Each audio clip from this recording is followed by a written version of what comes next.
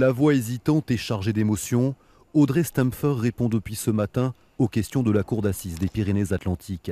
Cette femme de 36 ans est accusée du meurtre de son compagnon le 5 août 2016 au domicile du couple à Bayonne. À l'origine du drame, une dispute. Victime de violences conjugales depuis plusieurs années, elle porte ce soir-là le coup fatal à son compagnon à l'aide d'un couteau avant d'appeler les pompiers.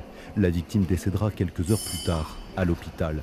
Pour l'avocat de la partie civile, le geste de l'accusé ne peut en rien être assimilé à un acte de légitime défense. Le procès porte sur les faits du 5 août et non pas les faits antérieurs. Pour moi, la légitime défense ne peut pas tenir. Quelqu'un a été tué froidement, les bras tout le long donc, du corps, sans réaction, sans trace donc, de défense. Donc il n'y a pas, pour moi, de légitime défense. Cette première journée d'audience a permis entre autres de retracer le parcours chaotique de l'accusé, dans lequel drogue et alcool faisaient partie du quotidien. La vie d'Audrey Stamfer est une vie de violence, y compris sa vie conjugale. Et c'est à cela que je voudrais que la Cour s'interroge et aboutisse effectivement à un raisonnement qui puisse considérer qu'il y eut une violence et ce n'est que par la violence qu'elle a pu y répondre.